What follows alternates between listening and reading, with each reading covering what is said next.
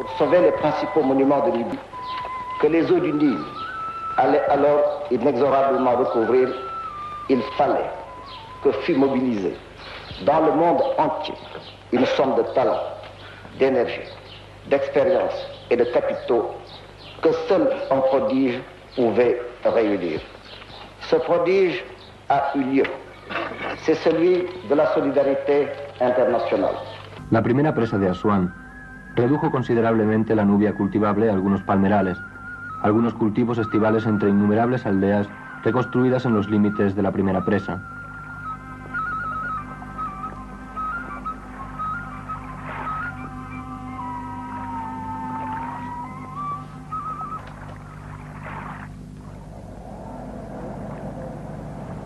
Pero este paisaje estaba ya condenado.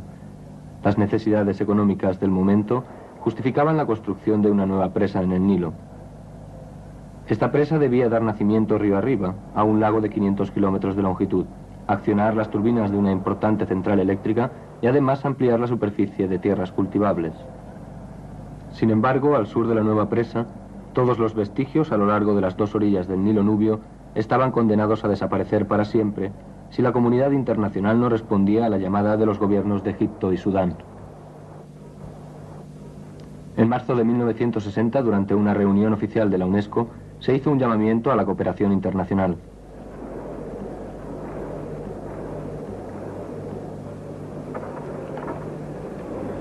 Une protection universelle est due aux monuments de valeur universelle.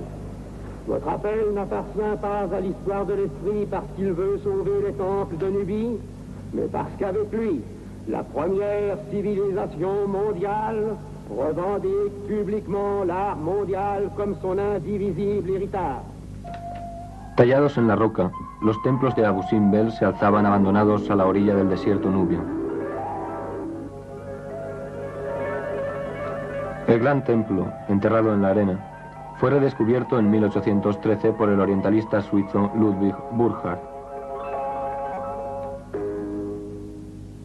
De estos templos, situados al borde del Nilo, no lejos de la frontera con Sudán, el más pequeño está dedicado a la diosa Hathor.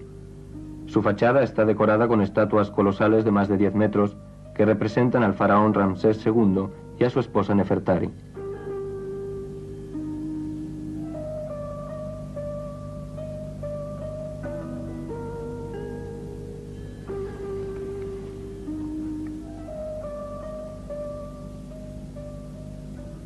Monarca ilustre de la 19ª dinastía, Ramsés hizo excavar estos templos hacia el 1260 a.C., al final de una larga edad de oro para Egipto. 4 estatuas colosales de más de 20 metros de altura muestran la figura del faraón delante del templo. Al lado de este gigante, los miembros de la familia real parecen enanos.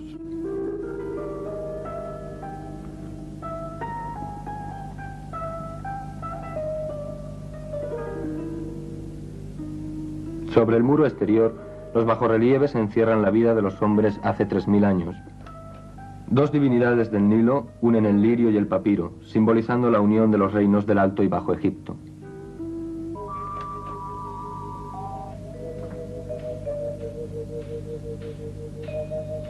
Además de las estatuas de la reina Nefertari y de sus hijos predilectos, la fachada del templo está decorada con efigies que simbolizan la grandeza del soberano y el respeto que inspiraba a sus enemigos.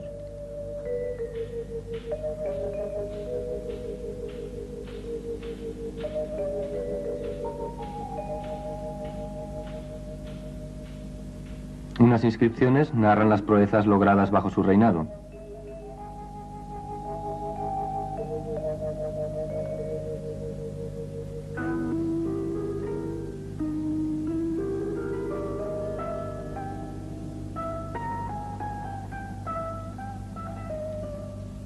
Largas filas de guerreros encadenados testimonian sus éxitos militares.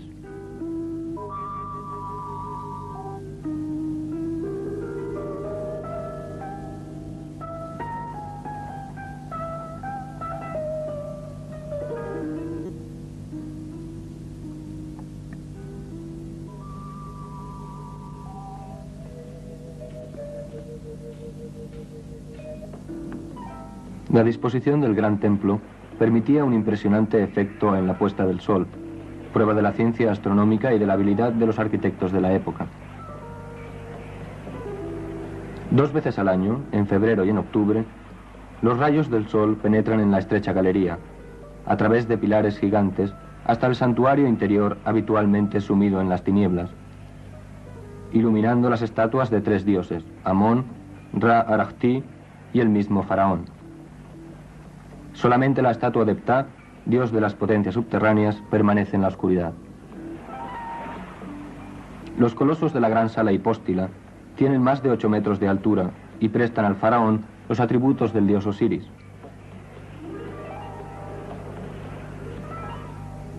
Los bajorrelieves coloreados pregonan la gloria del monarca. En 1285 Ramsés mostró en Siria su valor guerrero al derrotar a los hititas que habían invadido su reino.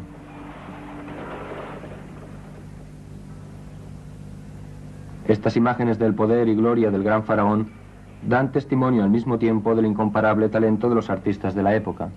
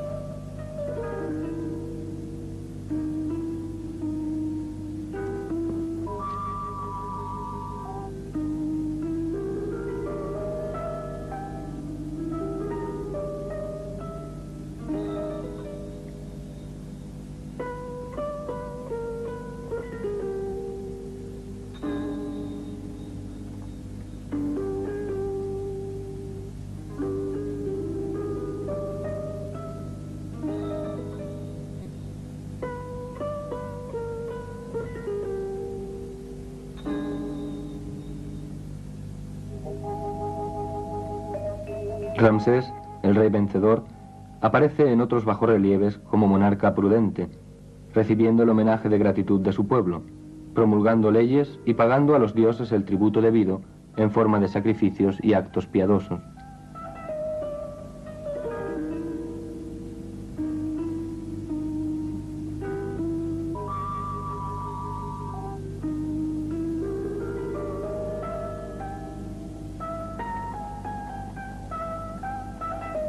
Hoy, 3000 años más tarde, los descendientes del faraón deben enfrentarse a problemas que hubieran confundido al espíritu de Ramsés.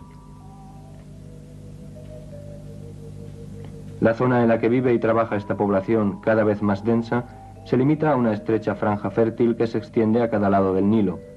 El famoso granero de trigo que era Egipto se ha vuelto demasiado estrecho. La construcción de la presa de Saad el-Ali debe satisfacer una necesidad vital del pueblo de la República Árabe Unida. Una cuenca de retención de las aguas del Nilo se extenderá lejos en el sur, en el interior de Sudán. Entonces será posible irrigar vastas regiones y aumentar considerablemente los cultivos, mientras que la producción de energía eléctrica permitirá la implantación de nuevas industrias. Pero la construcción de la presa tiene sus inconvenientes. Centenas de miles de personas han debido ser desplazadas y los monumentos únicos de Nubia habrían sido destruidos si no se hubiesen tomado en el momento oportuno medidas para preservarlos. El mundo entero se conmueve ante las amenazas que pesan sobre los monumentos de Nubia. La República Árabe Unida pide ayuda a la UNESCO, que lanza una campaña internacional para salvar esta herencia del pasado. Más de 50 países aceptan compartir los costes de la operación. Entonces comienza una carrera contrarreloj y contra la subida de las aguas. Se proponen diversos métodos y finalmente se elige el siguiente plan. Se construirá un dique provisional de planchas para proteger los templos durante los trabajos. Sobre la fachada, una capa de arena recubrirá las estatuas de Ramsés.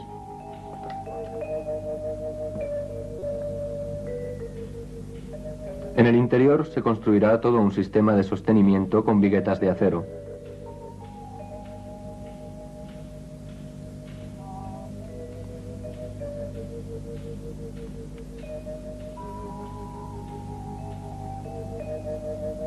Finalmente se retirará la roca que rodea al templo, excepto una coraza de 80 centímetros.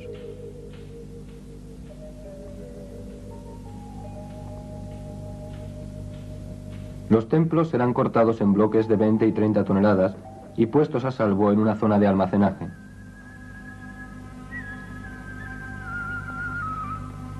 Más tarde, los templos serán reconstruidos en un nuevo emplazamiento 60 metros más arriba, y su decoración natural será reconstituida. En noviembre de 1963, el consorcio de Abu Simbel, que agrupa empresas de 5 países, recibe el contrato para trasladar los templos. La misión es delicada. El clima y el aislamiento aumentan las dificultades. La ciudad más cercana, Asuán, a orillas del Nilo, está a unos 300 kilómetros, río abajo. No hay ninguna carretera para llevar los materiales, las máquinas, los alimentos. Un cargamento que viniera de Europa tardaría 5 meses en llegar. El viaje desde el Cairo dura 1 mes o 2.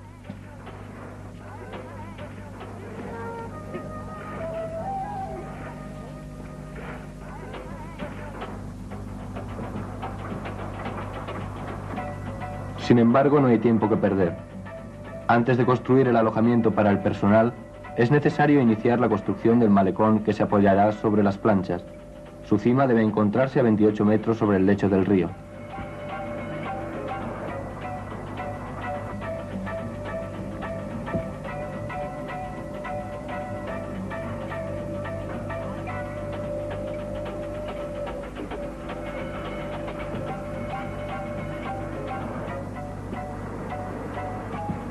Noviembre del 64.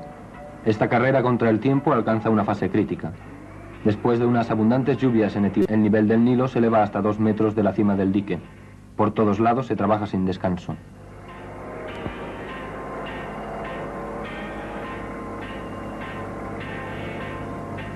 Antes de comenzar el corte de las estatuas, toda la fachada debe estar recubierta de un escudo de arena fina para protegerla de la caída de las piedras. En los lugares más delicados, la arena es aplicada a mano.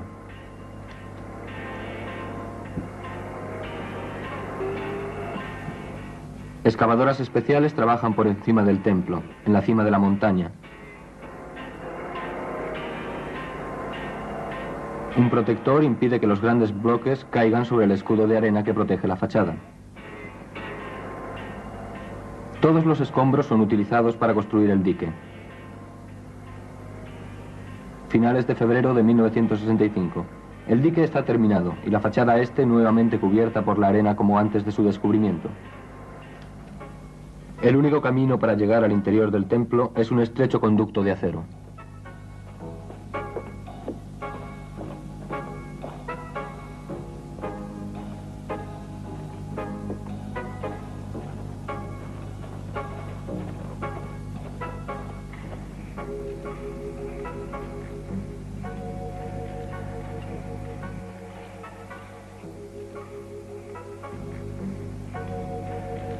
En el interior de los templos, 240 toneladas de vigas de acero aseguran su sostenimiento.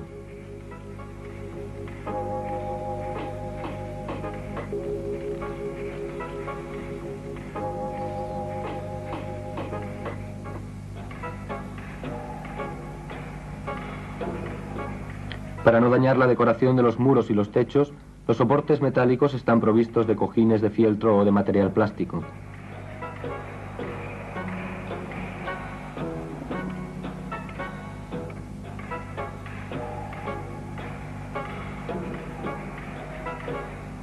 Cada pieza está numerada para que al reensamblarlas se siga el orden inverso que al desmontarlas. Las dificultades comienzan verdaderamente cuando se atacan las ruinas en el templo.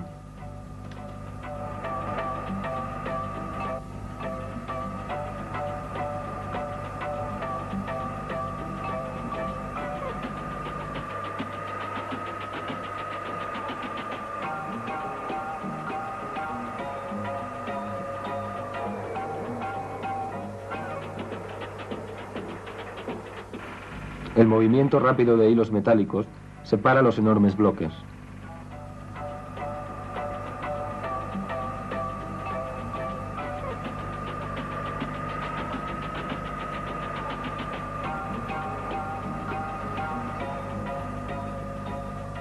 Pero solo es un ensayo general.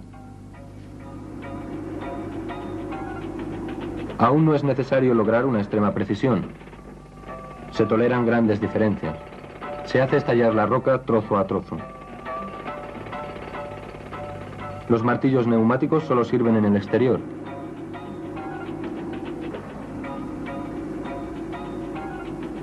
Aparatos de control miden constantemente las vibraciones que provocan. El volumen de rocas que dominan los templos disminuye sin cesar. Los derriot son destinados a levantar los bloques ya cortados.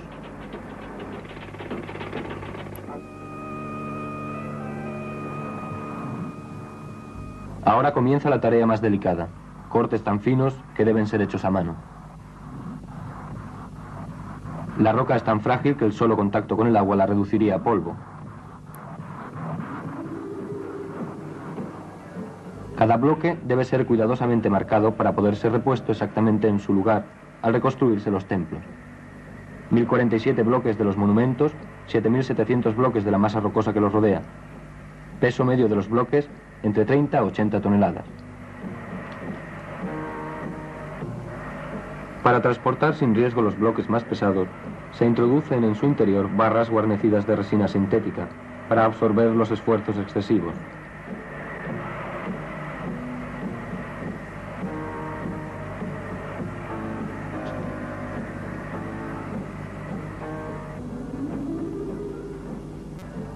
Los bloques más macizos provienen del corte de la cabeza de las estatuas. Los ingenieros tratan de no dejar rastros de cortes.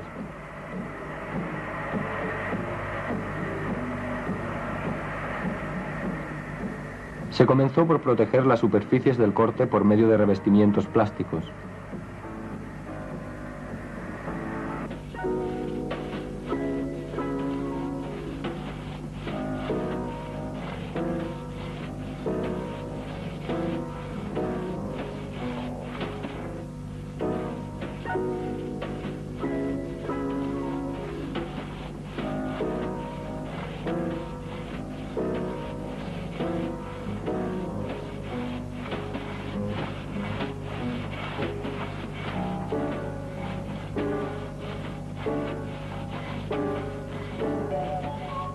Desde el primer corte de la sierra, fue necesario continuar la tarea sin parar día y noche.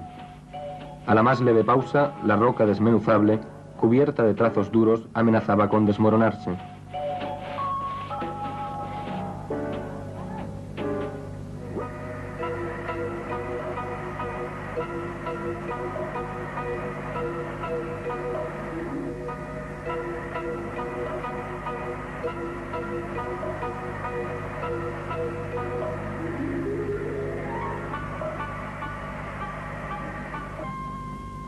Es el momento que periodistas y fotógrafos esperaron toda la noche.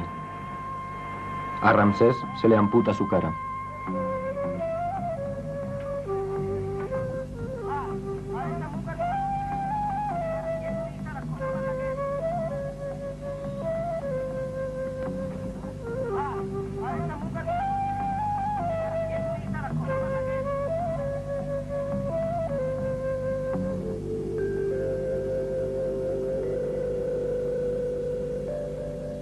Última y majestuosa mirada sobre la fachada desnuda antes de ser llevado hacia el área de almacenamiento en una plataforma rebajada.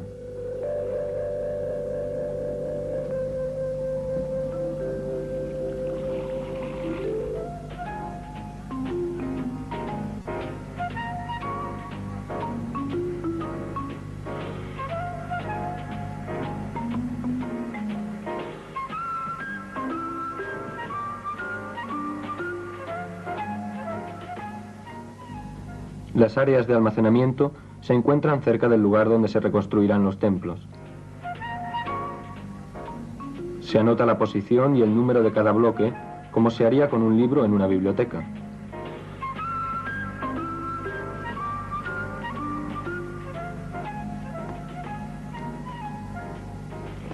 Desde esta residencia temporal, el faraón podrá observar las cúpulas de las casitas construidas para 1 millar de trabajadores.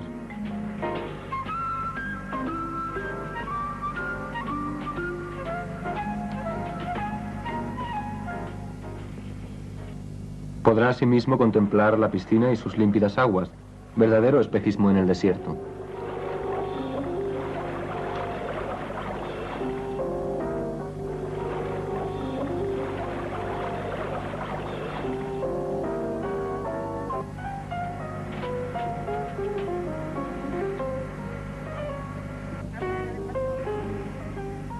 El Nilo sobrepasa ahora el nivel de la antigua base de los templos.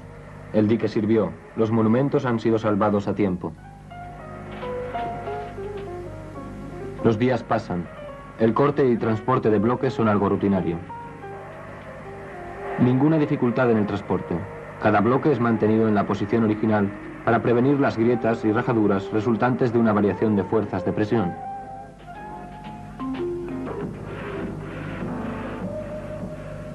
En el interior del templo el trabajo progresa rápidamente.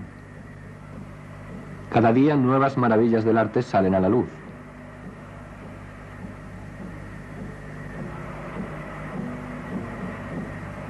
No hay algo de temor en la mirada que el divino faraón parece lanzar sobre nuestra era tecnológica, nuestra era que lo preserva de caer desmenuzado gracias a la resina sintética.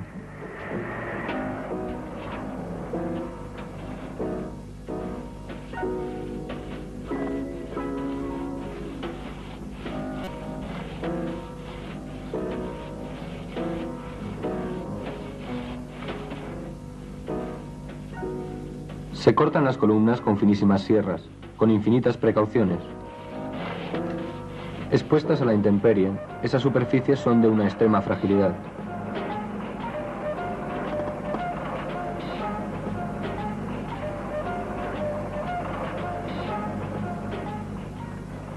Desde ahora, aun si las aguas sobrepasan el dique antes de la hora prevista, no podrían inundar más que los pies y los tobillos del faraón.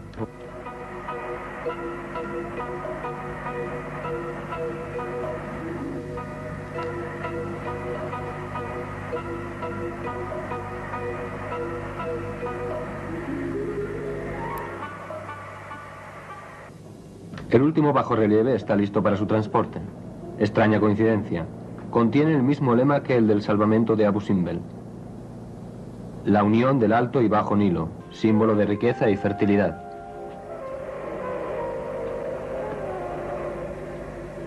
Sobre la planicie se prepara ya la reconstrucción.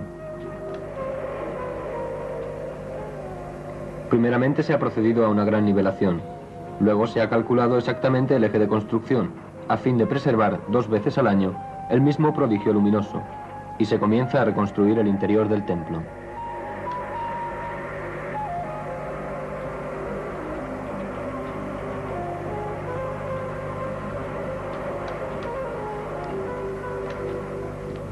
Se empleará el apoyo que aseguró la seguridad del desmontaje.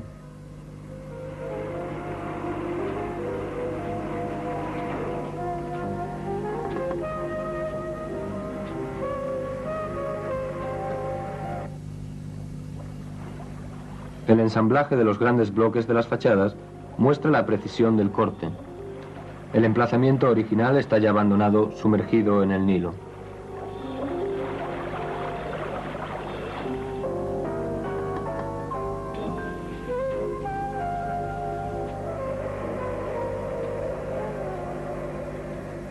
Pero en su nuevo sitio los monumentos a medida que cada bloque reencuentra su lugar.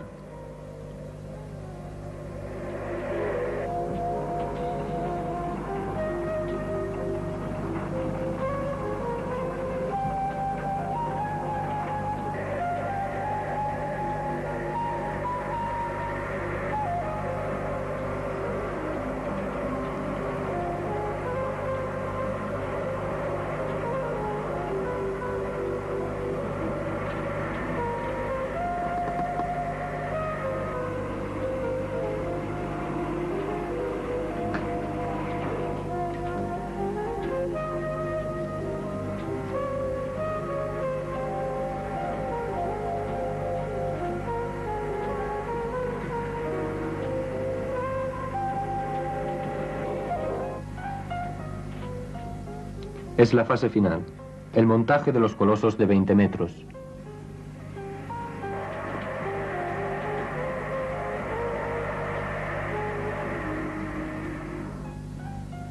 El faraón recupera su rostro. Momento de exaltación.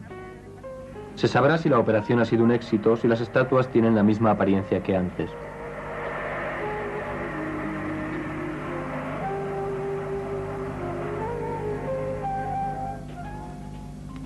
Sin embargo, la proeza técnica de transporte y montaje no significa el fin de los trabajos. El paisaje rocoso característico de los alrededores de los templos debe ser reconstruido tal como era. Es necesario modelarlo nuevamente sobre 12.000 metros cuadrados y para comenzar proteger los templos con capas de cemento. Sobre el gran templo la bóveda tiene más de 60 metros de alcance. Está hecha de segmentos de hormigón con una anchura de 1,80 m en la cúspide y de 2,30 metros en la base. Esta construcción gigantesca exigió 10.000 metros cúbicos de hormigón. En el vértice tiene 10 metros de espesor. Deberá soportar una carga de piedras de 20 toneladas por metro cuadrado.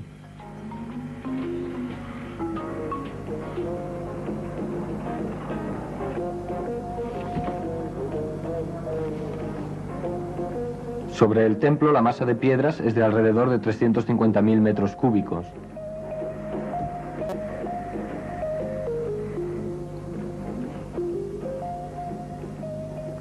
La bóveda del pequeño templo tiene 3.000 metros cúbicos de cemento, con un alcance de 25 metros.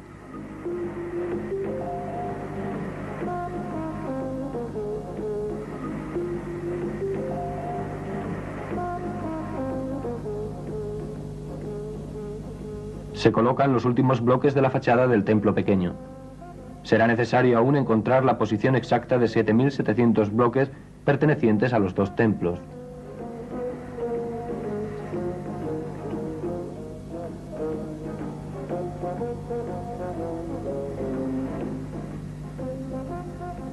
Estos son los trabajos de finalización, de restauración del gran templo.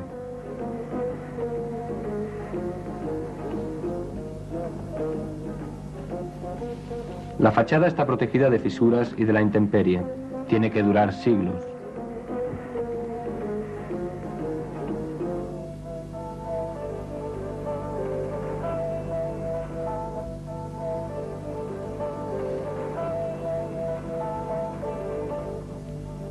Los trazos de la sierra desaparecen. ¿Quién podrá creer que el templo ha sido completamente desmontado?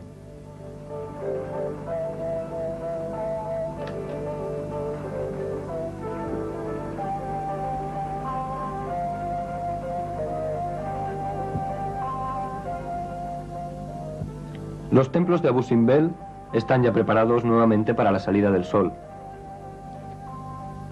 Darán testimonio a la vez del genio de la civilización antigua y de la milagrosa habilidad de las técnicas modernas. También darán testimonio de la voluntad del mundo de preservar lo mejor de su pasado sin renunciar a construir el porvenir, apoyándose en la cooperación internacional para coronar con éxito esta gran empresa.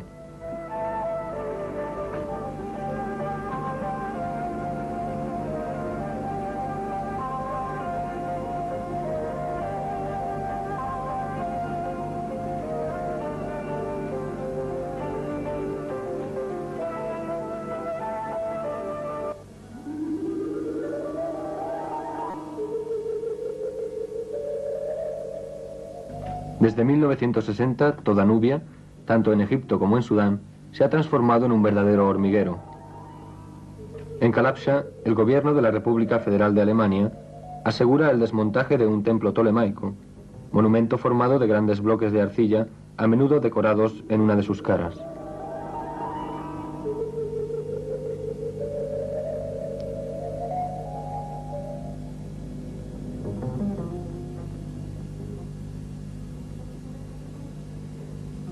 Los relieves son cuidadosamente protegidos.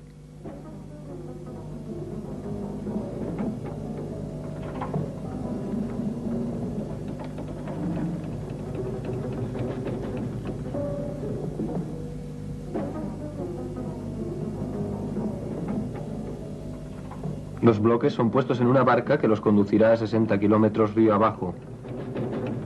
Encontrarán su lugar exacto en el conjunto cuando la reconstrucción comience, no lejos de la nueva presa cerca del templo de Beit el-Wali y del pabellón de Kirtasi. También ellos transportados y reconstruidos en ese lugar.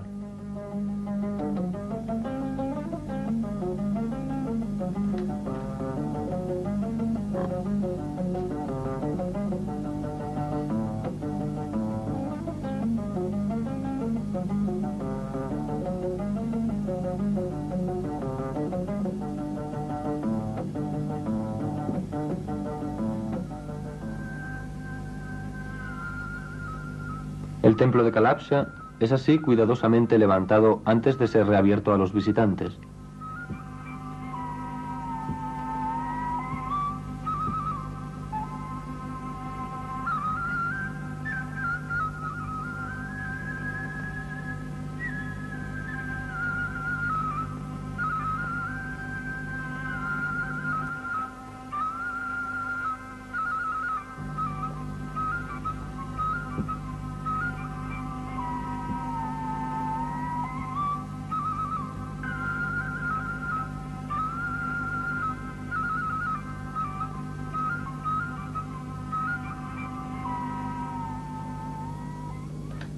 El problema de la protección de Amada es diferente y más difícil de solucionar.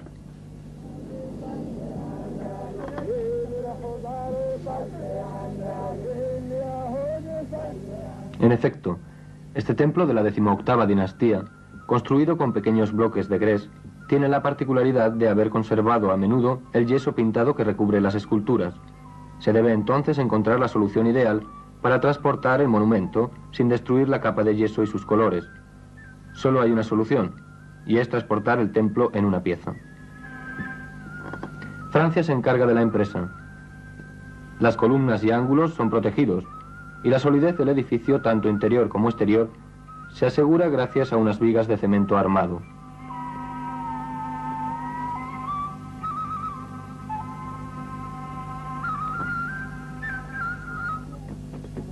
Después, el monumento es separado de sus cimientos y puesto sobre raíles.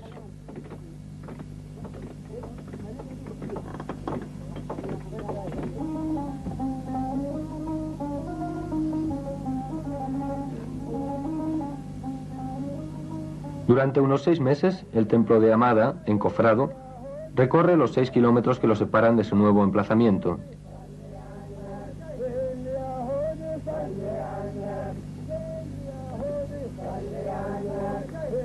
Es un trabajo delicado que exige una vigilancia continua.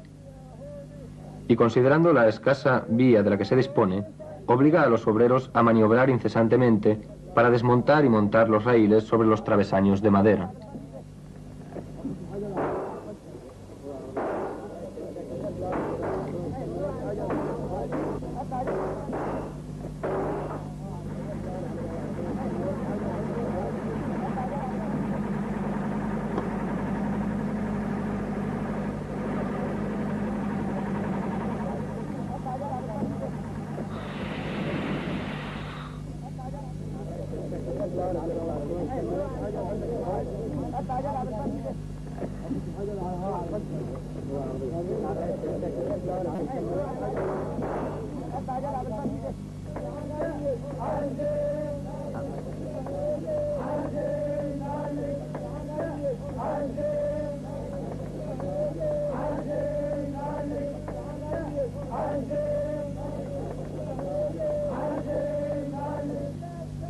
Amada, desembarazada de su armadura y vigas, se encuentra actualmente cerca del templo de Der y de la tumba de Pnut, que fueron reconstruidas en el mismo lugar.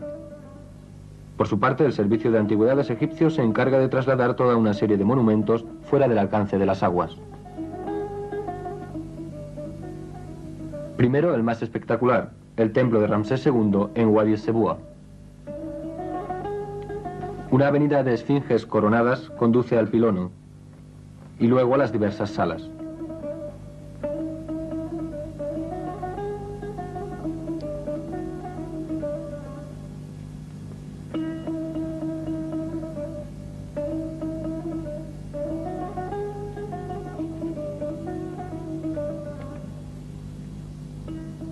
Aquí el trabajo se complica por la presencia de pinturas murales que una misión yugoslava desmonta antes de transportarlas a un museo.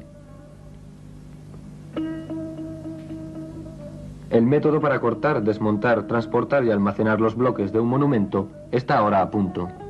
Los del templo de Wadi Sebua se hallan aún hoy guardados antes de su próximo traslado al lugar donde los templos de Maharraka y de Dacca han sido ya transportados y reconstruidos por ingenieros y obreros egipcios. En Gerf Hussein, donde dada la carencia de medios fue necesario abandonar definitivamente a las aguas un templo de Ramsés II, excavado en el acantilado arcilloso, el Servicio de Antigüedades egipcio ha utilizado la experiencia de Abu Simbel para cortar ciertos relieves característicos.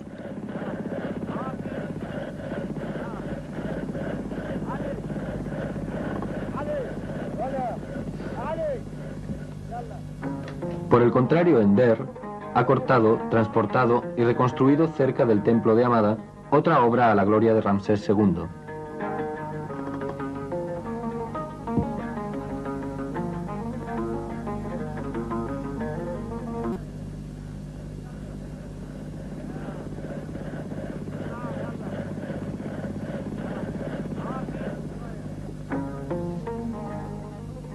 En Sudán, la cooperación internacional ha desempeñado el mismo papel que en Egipto.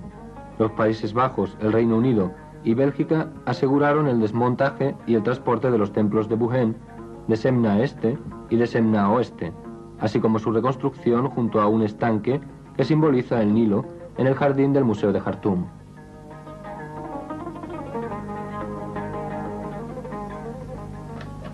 Durante la estación de las lluvias se los protege con un hangar móvil, lo que permite visitarlos todo el año y admirar los bajos relieves que datan del Imperio Medio.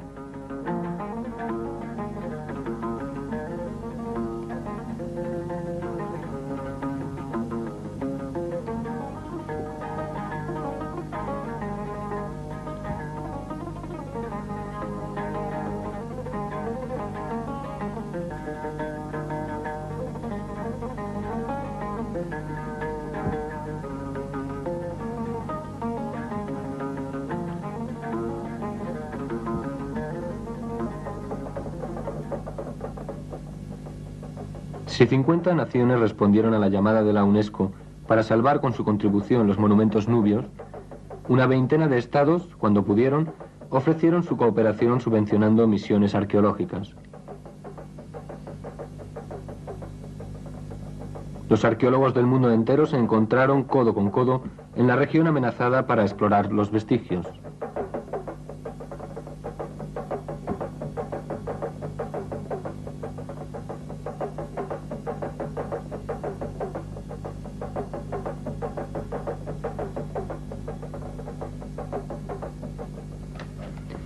Han obtenido remarcables resultados en la Nubia sudanesa, hasta entonces poco conocida. Sin embargo, fueron menos afortunados en la Nubia egipcia, ya prospectada en tiempos de la primera presa de Asuán. La puesta al día de las fortalezas de ladrillos de Mirguisa y sobre todo de Buhen suministraron preciosas enseñanzas sobre la arquitectura militar de la época del Antiguo Egipto.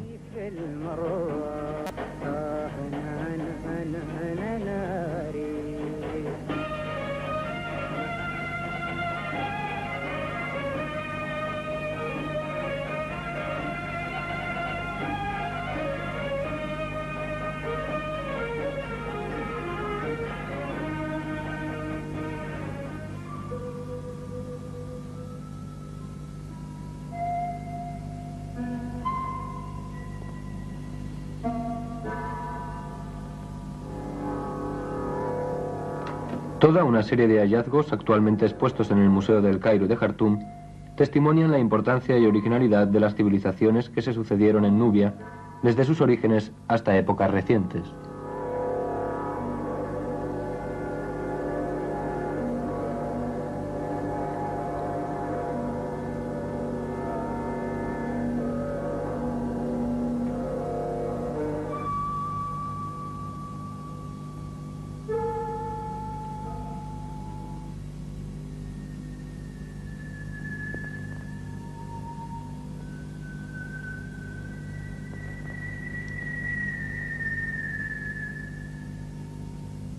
Numerosos son los objetos que evidentemente tienen un estrecho parentesco de concepción y ejecución con algunas de las más bellas realizaciones del arte africano. La civilización egipcia se extendió ampliamente y penetró en el corazón de África, como lo muestran diferentes vestigios encontrados en Nubia.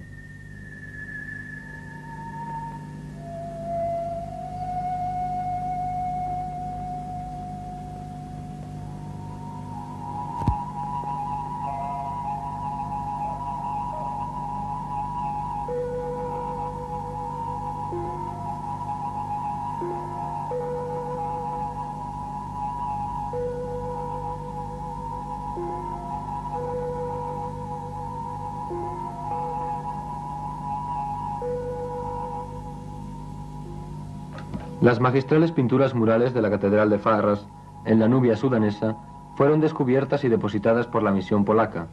Por ejemplo, esas dos Madonnas que protegen una y otra a una princesa nubia.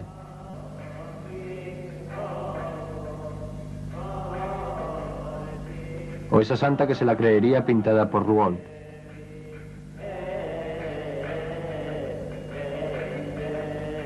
O el arcángel Gabriel rodeado de orantes.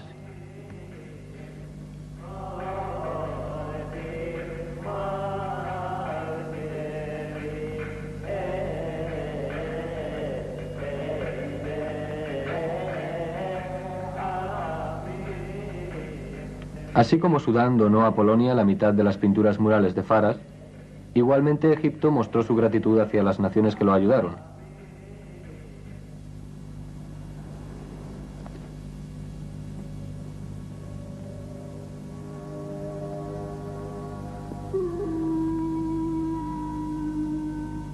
Así, Estados Unidos ha podido reconstruir en el Metropolitan Museum el pequeño templo de Dendur, antes situado al sur del templo de Kalabsha.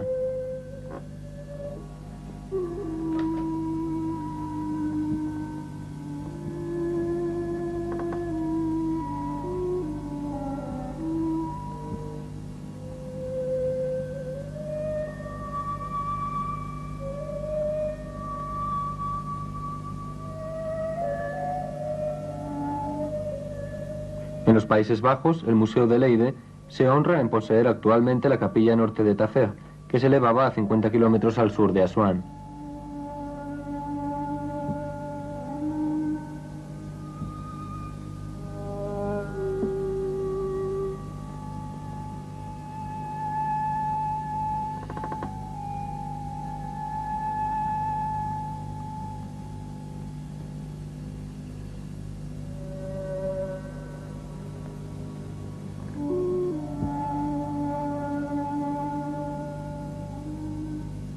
En España, el templo de Debod quizás se encuentre en Madrid, lejos del cielo nubio, pero al menos ha recuperado su conjunto arquitectónico, fuertemente afectado por un terremoto en 1868.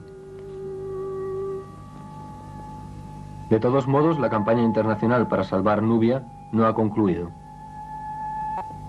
J'invite aujourd'hui les gouvernements, les institutions et les fondations, publics ou privés, ainsi que tous les hommes de bonne volonté, à contribuer, chacun selon ses moyens, au succès de la dernière étape d'une entreprise culturelle dont le monde entier a saisi la haute signification. Aún queda por salvar la perla de Egipto, de la que hablaban los poetas del siglo pasado, Philae. Philae que los dioses modernos desafiaban desde comienzo de siglo, con una primera presa edificada río abajo. Cada año la isla, puesto que se trata de una isla repleta de templos, desaparecía bajo las aguas. Pero durante el verano, las viejas piedras salían a la luz solar. Ahora el último de los dioses del valle, la alta presa, ha dejado de engullirla. Los monumentos sufren una marea diaria a causa de la estación hidroeléctrica de la vieja presa. Entre los dioses muertos pero eternos y los nuevos dioses, habrá diálogo y paz, o bien incompatibilidad.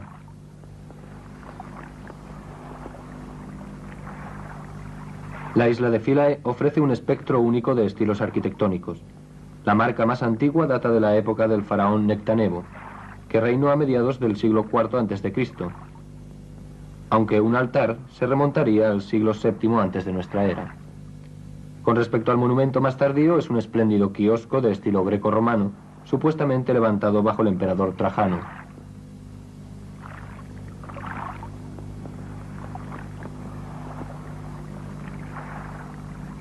El templo de Isis fue edificado paulatinamente bajo los Ptolomeos y los emperadores romanos que le siguieron. Los bajorrelieves del elegante pilono de este templo clásico representan diversas divinidades relacionadas con la leyenda de Isis, la diosa de la fertilidad, y de su esposo Osiris, rey de la tierra. Hasta el siglo VI después de Cristo, la isla era un centro de culto a Isis. Esto era la isla de Philae cuando se iniciaron los trabajos para liberarla de su prisión líquida.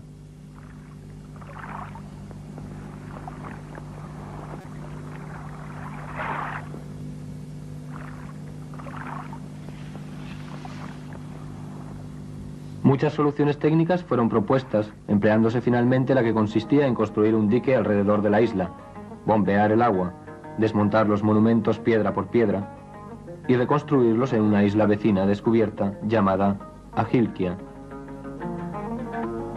La construcción del dique comenzó en junio de 1972.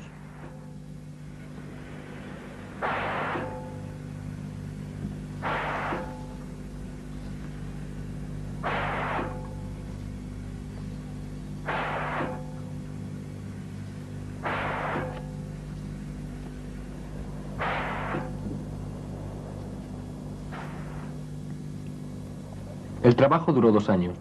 De hecho, se trataba de rodear la isla con un doble anillo de acero.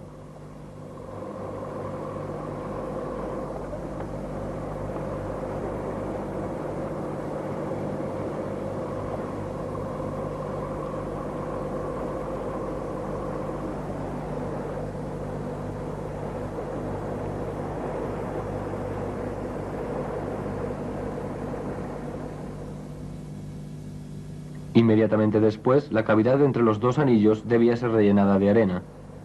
Tarea difícil, pues las canteras de arena están alejadas unos 5 kilómetros.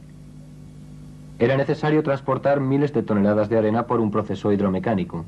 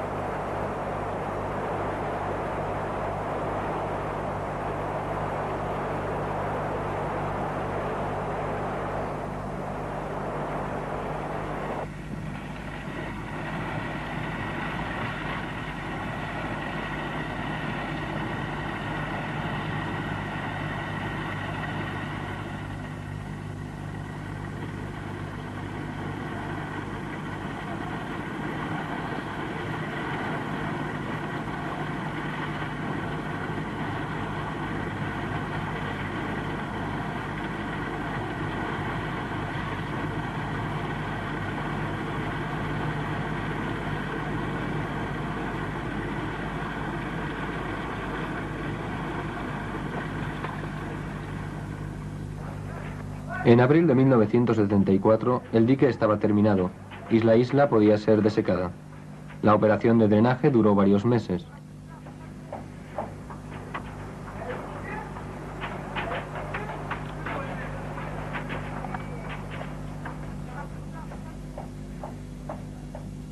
Durante estos trabajos en la isla de adopción, la de Agilkia, se preparaba el sitio sobre el que los templos debían reconstruirse.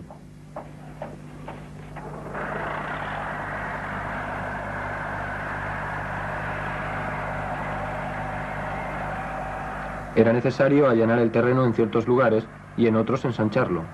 Los paisajistas se afanan por darle esa apariencia de isla flotante que había hecho famosa a Philae.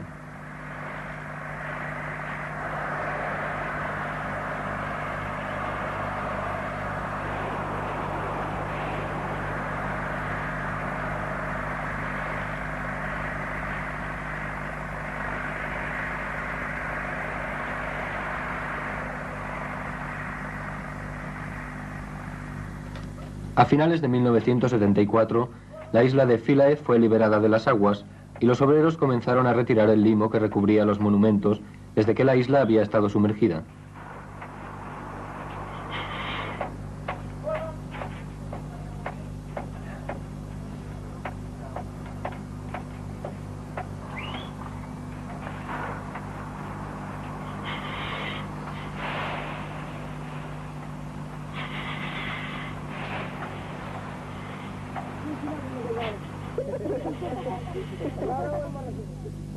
Entonces se constatan filtraciones. Son necesarios más meses para llevar la operación a buen puerto, pero seguía habiendo limo, una capa que alcanzaba los 4 metros en ciertos lugares.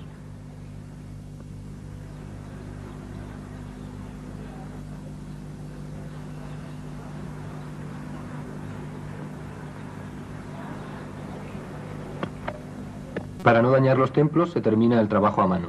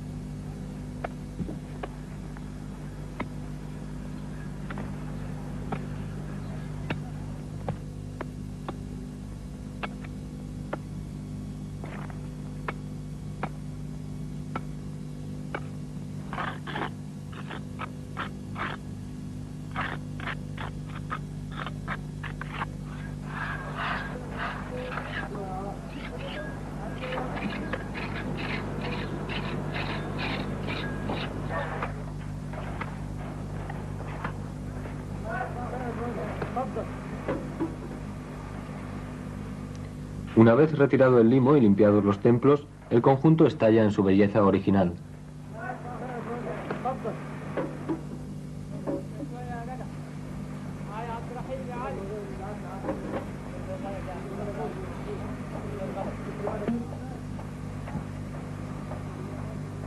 A finales del siglo pasado se construyó la primera presa de Asuán y la isla de Philae fue objeto de trabajos minuciosos que completaron más tarde exámenes fotométricos. Con templos desmontados y sus cimientos puestos al desnudo, los arqueólogos tienen una nueva página de la historia que escribir, puesto que no es imposible que aparezcan restos de monumentos más antiguos. Hay una gran riqueza de inscripciones en la isla, algunas de ellas en escritura demótica, que son actualmente objeto de nuevos estudios.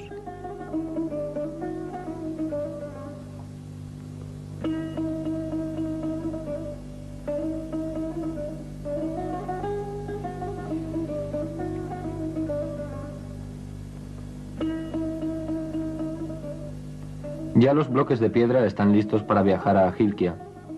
Fueron necesarios largos años para llegar a estos resultados. En 1959 la UNESCO envió a Philae su primera misión. Fue necesario también mucho dinero, 15 millones de dólares por el conjunto de la operación, pero pronto, y nada de recompensa tras una jornada, como decía el poeta francés, sino recompensa después de años de esfuerzos, los templos de Philae se levantarán nuevamente en una isla bordeada de palmeras, arboladura de piedra del barco más bello que ha surcado las aguas del Nilo.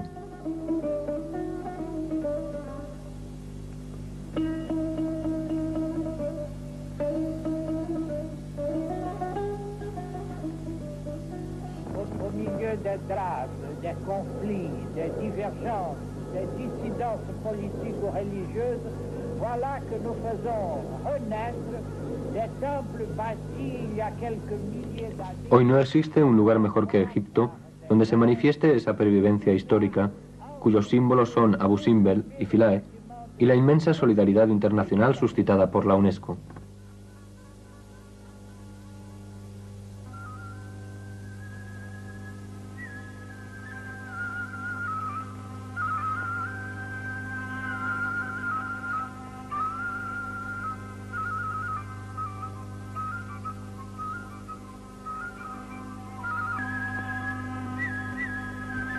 Lorsque nous tournons aujourd'hui le regard vers notre plus lointain passé commun, et lorsque nous scrutons les rivages d'où l'homme est parti pour entreprendre la grande aventure de l'histoire, l'Égypte nous apparaît comme l'un des jalons privilégiés de son itinéraire.